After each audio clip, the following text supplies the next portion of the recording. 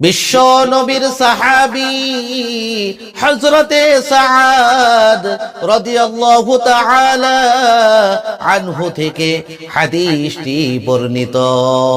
তিনি বলেন, আল্লাহর রাসূল সাল্লাল্লাহু আলাইহি ওয়াসাল্লাম ইরশাদ করেন, প্রিয় নবীজি বলেন, যদি কোনো আল্লাহর প্রেমিক বান্দা বান্দি ইয়াকিনের সাথে 100 বার সুবহানাল্লাহ পাঠ করিবে, যার ফলে প্রিয় নবীজি বলেন 100 বার বান্দা সুবহানাল্লাহ পাঠ করার বদলতে বরকতে স্বয়ং আমার আল্লাহ পাক রব্বুল আলামিন তার সেই প্রেমিক বান্দা বান্দির আমলনামায় সঙ্গে সঙ্গে 1000 নেকি সওয়াব দান করিবেন। সুবহানাল্লাহ।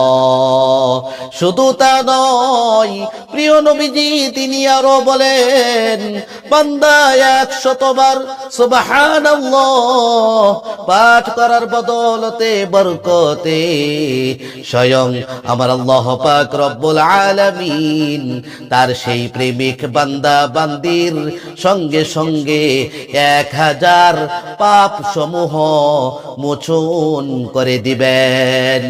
সুবহানাল্লাহ।